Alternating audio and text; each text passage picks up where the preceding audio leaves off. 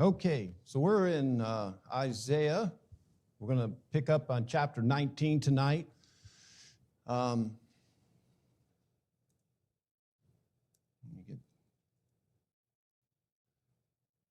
we're covering the section of 17 to 23. Last week we did 17 and 18. Tonight we're going to do 19 and 20.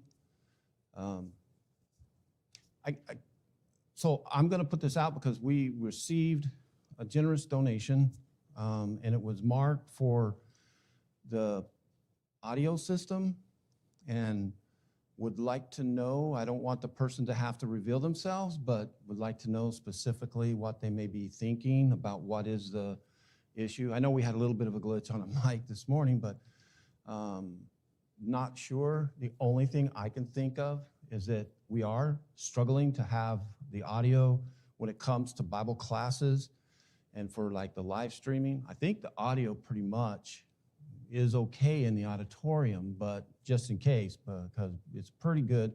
But I think the only weakness that I'm aware of that's bothering me as well is trying to pick up people's comments in the class while we're having Bible class and discussion because of the way our microphone is. And that's a very complicated situation because you place the mic out, we have people in the back that are talking and not close to the mic, but then these speakers also pick up the person talking in the mic, and it has a lot of ripple effects.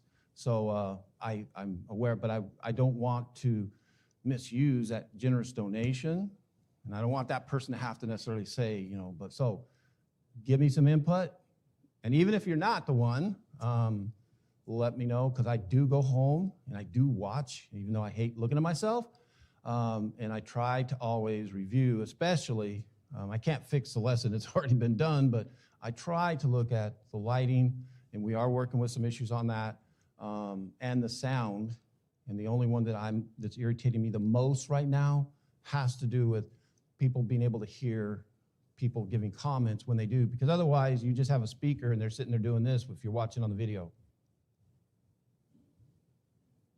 And I've watched classes like that, and it drives me nuts. So we have a mic, but it is either we're going to have to install a bunch of mics to where it's balanced, and these speakers aren't grabbing that sound and the voice and rolling it into the mic again. And that's why I can't be too close to it, because then my voice gets picked up with that mic too. So if that's it, then we can use that appropriately. I don't want to take advantage of that generous donation. Okay. And I'll repeat this again Wednesday so that if somebody's watching, because that's the only area that I can think of that possibly that's what it is. Okay, enough said. Do it any way you want. You can drop it in the YouTube comments or write a note and drop it somehow if you don't want us to know your name per se. But thank you very much. It's extremely appreciated. Okay, so like I said, when we're going through looking at these there's a part I want us to read it and focus on just listening to the words, the phrases. Then I'll come back and we'll go into I'll pull out some of the nuggets. And I can't break it all down exegetically. There's a lot going on in there, so I'll bring out what I have seen and what I feel are kind of the high points. And I thought the outlines were in the back, but I didn't see the one I generated. We put them out, right? Yeah, so either they've been picked up or something, but for tonight's class as well. So I have two, one that covers the 17 to 23, kind of an outline of it, and then one that was for these two, and so I'm not sure. So but if you want that, let me know. Okay, so chapter 19, this is looking at the judgment, and it's dealing with Egypt, and also kind of this future mercy that God is going to provide for them.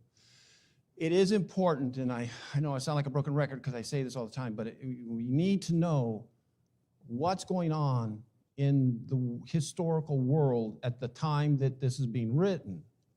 It's kind of like today, if you were to write this and then put it in a time capsule and throw it into the future, or in the past even, 500 years, nobody would know. They would need to know, who are the powerful nations? What were the relationships with those nations? What were those nations aligning and doing that would then create what is being written about. And that's what we have here. We read it and go, oh, Egypt, ooh, Cush. And then we get it, but what's going on?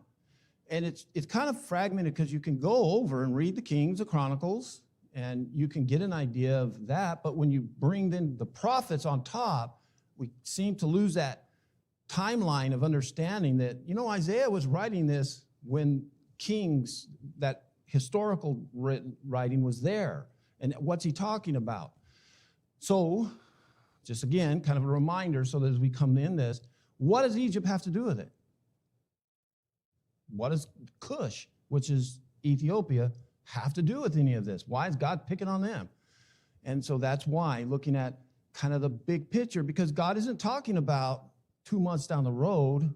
He's talking also short and very long term, all the way through that intertestament period. Some of the things that King Cyrus, some of the things that is going to go on there. So that's one of the things. But the immediate historical setting is you have the 10 northern tribes called Israel. They're aligning themselves up with a nation called Syria. Judah's down there by themselves, feeling a little threatened, and they're being threatened by this union, this alliance between Israel and Syria. And so what does Judah do? Help! Help! And guess who they go to? They go to Egypt. And they're trying to send out their ambassadors to try to shore up there. Doesn't that sound like modern day politics? I mean, we see that in the geopolitical world where big nation threatening a little nation's going to line themselves up, and we have those alliances today. And so it's always there. So this is what we have. We have that where Egypt, Ethiopia is aligning up against the Syrian Israel threat, but they're both missing something. It's called Assyria, the bigger nation, the bigger monster in the room that's going to come on stage.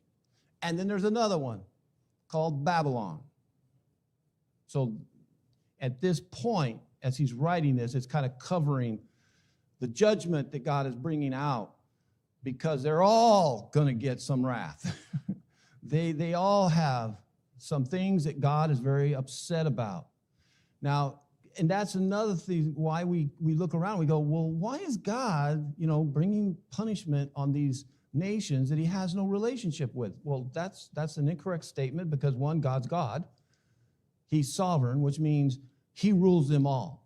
And just because we have a Hebrew history and a Hebrew covenant through Moses doesn't exclude God holding all these other nations accountable. And that's why that when I say that one of the things that we see in these prophecies is how God's sovereign actions among all nations and that God puts them in their place. That should help us as well when we're looking around at the geopolitical problems we see in the world. God is in charge of all of them. So now, who do we have? Egypt is a powerful nation, but they've got some civil disturbances. And you're going to see that in the way some of these words as we read through it. And I'm not going to stop on all of them. But some of the things, especially in chapter 19, is going to bring out some things that show the internal weaknesses that are happening in the nation of Egypt. It's very divided into, I guess, what we would call states. Like we have 50 states. They have a lot of that. And then you have Upper Egypt and Lower Egypt. And you have different power plays going on. And then you have some economic things that are going on. They have a pretty strong army. They appear to be capable of helping Judah. And that's one of the alliances that God has reprimanded King Ahaz, that Isaiah in this book went directly and said, don't worry about Assyria, don't worry about them. But he's also then warned the other kings, Josiah and others, don't ally yourself, trust me. So that's kind of the message we see. And so some of the catastrophic things and the verbiage, we will look at some phrases that are familiar because we hear about them. Jesus uses them in the New Testament that set those priests off, blew their mind and made them go into a rage, and you'll recognize it. So we'll read 19 and then come back and pick some nuggets out of it. An oracle concerning Egypt. Behold, the Lord is riding on a swift cloud and comes to Egypt, and the idols of Egypt will tremble at his presence. and the heart of the Egyptians will melt within them. And I will stir up the Egyptians against Egyptians, and they will fight, each against one another, and each against his neighbor, city against city, kingdom against kingdom, and the spirit of the Egyptians within them will be emptied out. And I will confound their counsel, and they will inquire of their idols and their sorcerers and their mediums and their necromancers, and I will give over the Egyptians into the hand of a hard master, and a fierce king will rule over them, declares the Lord of hosts. And the waters of the sea will be dried up, and the river will be dry and parched, and the canals will become foul, and the branches of Egypt's Nile will diminish and dry up. Reeds and rushes will rot away. There will be bare places by the Nile, on the brink of the Nile, and all that is sown by the Nile will be parched, will be driven away, and will be no more. The fishermen will mourn and lament, all who cast a hook in the Nile, and they will languish, whose nets spread their nets on the water. The workers in the combined flax will be despair, and the weavers of cotton, and those who are the pillars of the land will be crushed, and all who work for pay will be grieved. The princes of Zoran will be utterly foolish. The wise counselors of the Pharaoh will give stupid counsel. How can you say to the Pharaoh, I am the son of wise and a son of ancient kings? Where are your wise men? Let them tell you that they might know the Lord of hosts has purposed against them. The princes of Zoran, they have become fools, and the princes of Memphis are deluded. Those who are the cornerstones of her tribes have made Egypt stagger. The Lord has mingled within her a spirit of confusion, and they will make Egypt stagger in all its deeds, like as a drunkard man staggers in his own vomit. And there will be nothing for Egypt that head or tail, palm branch or reed may do.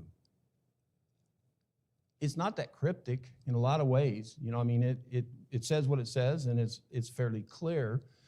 The very first thing that I think is pretty powerful is, one, the idea of the idols that they're worshiping and the wisdom that they're trying to draw from these idols is something that is foolish, and it's going to fail.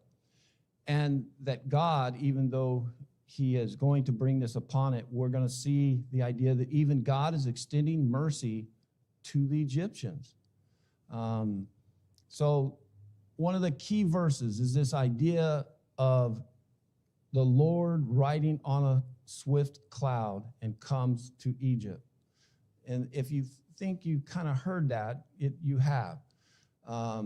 We read in Psalms 18, he rode describing the Lord.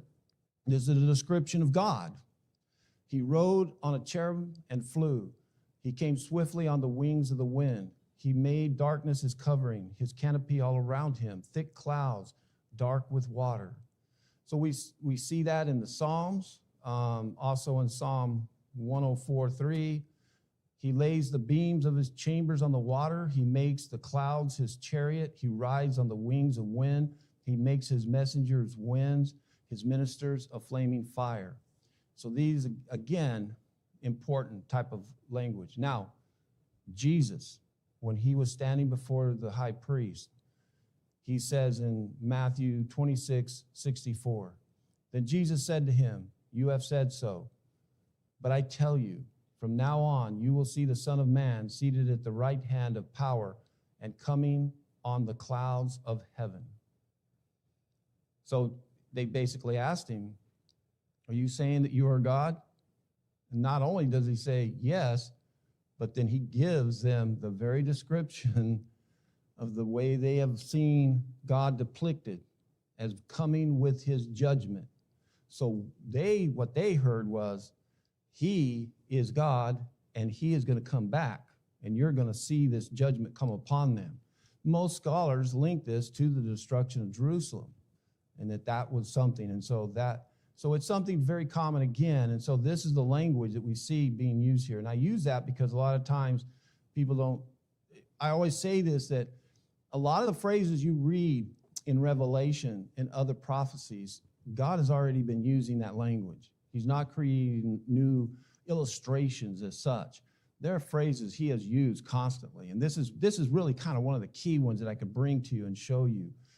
Even in Revelation 1:7, we read the description in the very first chapter of Revelation. Behold, he is coming with the clouds, and every eye will see him, even those who pierced him. All the tribes of the earth shall wail on account of him. Even so, amen.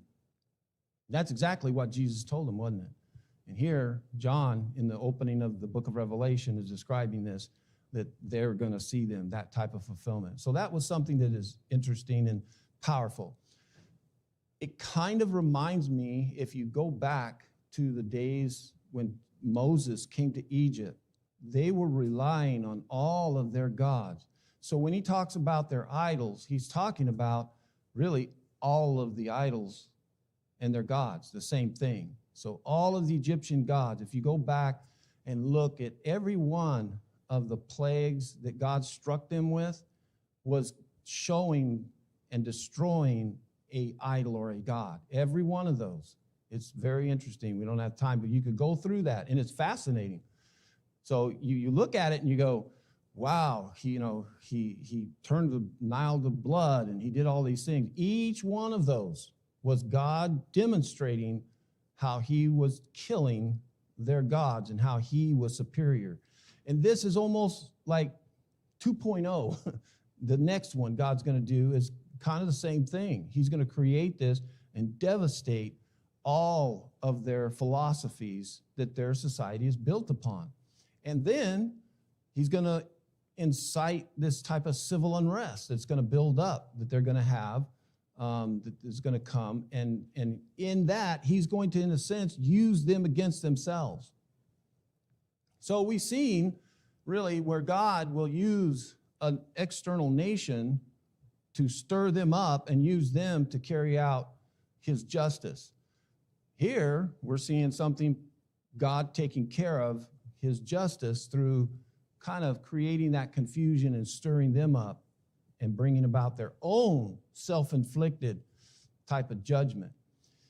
And in that type of confusion, it's going to create this lack of spirit, in other words, to try to stand up and fight, because there's going to be so much. Remember, I talked about how they're divided, the way that the nation was divided in Upper and Lower Egypt. You had all these different areas and governmental structures, and he's saying basically he's going to have this type of, like Doñana County against Otero County, or New Mexico against, and all this internal type of strife going on. And that's what he is saying in the very first part here. But then he turns and talks about this idea of the spiritual, about the mediums, the necromancers, or those are the people who speak to the dead. Mediums who are speaking through, or somehow they're saying that I'm speaking for this God. So all of them, he's going to give them over to this chaos. 4 gives us a little more specific, because then he says in 4 about the Egyptians, he's going to give them over to a hard master and a fierce king. He'll rule over them. This is one where some have said that possibly the more applicable was whenever Cannabis, who is the Persian son of King Cyrus, he comes into Egypt and he slaughters the bull that was considered their god. So that seems to kind of fit. It does. I can see that as well. That was something that does fit this. But as well, whenever the Assyrians come in and they push all the way through, they also kind of inflict this upon the Egyptians, and then also Nebuchadnezzar himself. So there's like 3 different historical things we could say that fits. But the end of it is, it does happen. And historically, we can see over and over where it does. All this about the seas and the rivers and how that they're going to flood and then drought. Basically, the river was something we know was their lifeblood. Now, you didn't have dams and flood control on the Nile, but they depended upon, starting I think it's around August, that there were floods coming from the upper Nile. It would come down, and it had to be a certain flood level. If it was too high, it would overflow the banks, and then too much water would stay on the banks, and then it would rot, and then it would also make it too soggy, and they could not plant their seeds. or then like he's describing how some of this stuff's going to rot. So it's like a picture of extremes, environmental shock, to where there's going to be times where the river won't come up high enough at all, and it's not going to give enough water and moisture to those areas because they didn't have a lot of irrigation like we have. So they depended on some level of flooding. So then there's times it's going to overflood, and then sometimes it's not. But both is showing kind of this picture of the environmental impact that God is going to have. And it's going to impact their industries. The fishermen are going to be going, man, what's going on, you know? And then it's going to affect the cotton industry, so manufacturing. So everybody, that's kind of what he's talking about as well. The workers, the weavers, all of these. And the pillars of the land that are going to be crushed is because they can't help them out. Those are the leaders, the key people that are there. He mentioned some cities, which they're different locations, not necessarily important, but one of the key kind of cities he's talking about are the ones that are bordering kind of the land of Canaan. And so some of those cities he brings out by name to mention them as well. But he also does give some hope there. There's this idea that what God is trying to create within them is to get them to give up their gods and turn to him. What is interesting is this isn't the first experience they've had with Yahweh, right? Not Noah, but Moses. So this is not something unusual. These prophecies are being written, and they're also being sent. There's a lot of these that they're aware of, and we'll see this in the next chapter, because a part of the fear that when it describes the fear of Judah is this idea that their prophets have been talking about this, and now the river is out of control. We're in civil war. Oh, wow, where did we hear that before? One of the prophets from Judah. And it kind of creates that fear. But what does it also direct them towards? Towards their God. And that's what God tries to do. And so how does that apply today? I think through all of the things and the chaos and the stuff that God make happen, and I'm not going to pick certain individual things that happen, but I think the overall thing is that at the end of the day, you cannot depend on your worldly alliances, and that you can't depend on your material, your wisdom. It has to be God. And when you have been stripped of everything, and your house has been burnt down, and your nation is gone, it's just what? You and your Creator. And that is a very frightening place for a lot of people. Right now, there are so many people that are so secure, snug as a bug, in their little houses and their jobs, and they can talk trash about God, they can attack Christianity, but you know what? You know when people find God is when they have lost everything and they have nowhere else to turn, because they can't turn to their atheistic philosophies. That didn't work for them. You know who they'll turn to? They'll start to turn to God. And God has given them that hope. That's that mercy, is that even though through his punishment, he is also wanting them to return, to come back to him.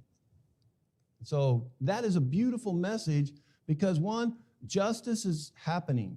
God is not allowing evil to prevail, but at the same time, he's allowing some mercy in that discipline that he's giving them. And that's that phrase, blessed be Egypt, my people, and Israel, my inheritance. What? Wait a minute. I thought his people were who? They were the Israelites. God's people are all of us. All of us.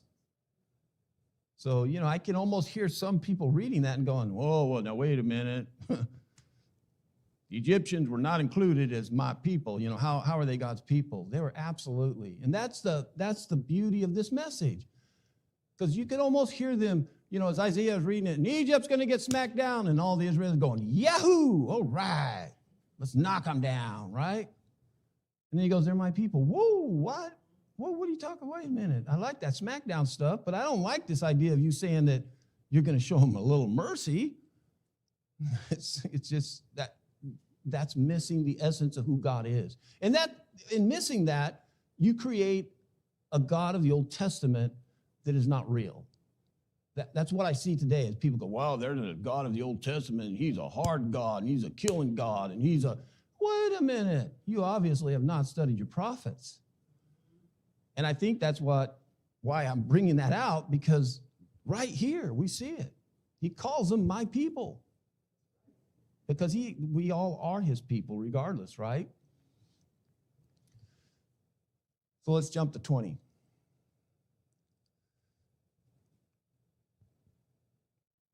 In the year that the commander-in-chief, who was sent by Sargon, king of Assyria, came to Ashdod and fought against it and captured it.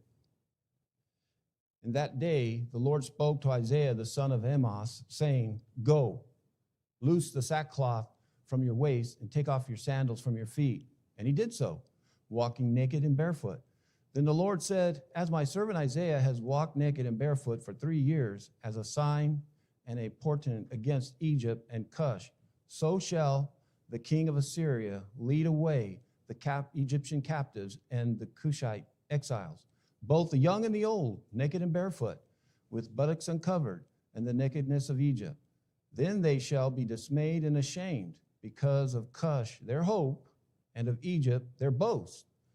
And the inhabitants of this coastland will say in that day, behold, this is what has happened to those in whom we hoped, and to whom we fled for help to be delivered from the king of Assyria.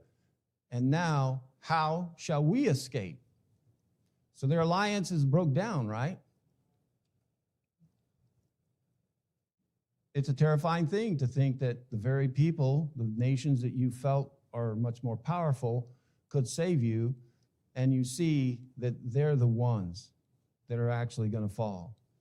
And that it is the king, Sargon, he mentions here, this idea that Sargon, as he came in, and fought against Ashdod, which is north. So in other words, they're not down, they haven't come through yet. So he's showing that this is going to continue to go through, this invasion as they come through. Now, when he says this idea, he's basically, some translations make it sound like that poor Isaiah went around naked. And basically what he's saying is he's wearing his underwear. His Hebrew underwear. It's not like ours even, but that's what it would be like. And if you saw a guy walking around town barefoot in his underwear, it would catch your attention. And so that's what he's having him do. Not indecent. He's not indecent. But it's interesting because that's what he's trying to do, and it's supposed to be this message. And it's a message that's coming.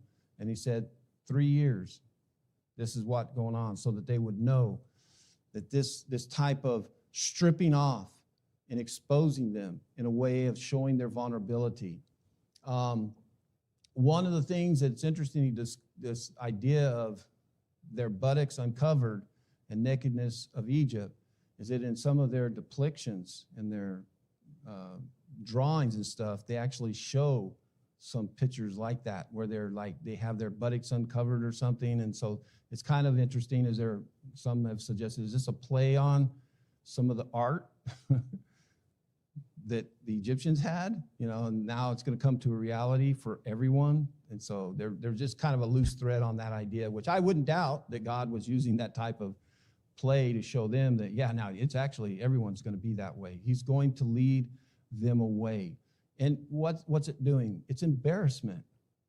That's what he's trying to show, is that and God's going to expose these false refugees that think they're refugees. No, they're not really. God is going to really expose them and turn them into, and that's the land of Cush, those Cushites that he's talking about. And the only people that are going to find true refuge and security are those who are going to seek after God. And that's those 2 chapters. We're going to talk next week on chapter 21, looking at the fall of Babylon. If you're here with us this evening and there's something we can do, we always like to always ask you to take a moment while we sing this song about your relationship with your Lord and Savior. If there's something you need to do to take action to establishing it and becoming a child of God and being baptized, we're here. All things are ready. If you're somebody who needs the prayers of the church to help to spiritually encourage you and strengthen you, again, we're here to help you through praying with you. And if there's any other need, let us know while we stand and sing.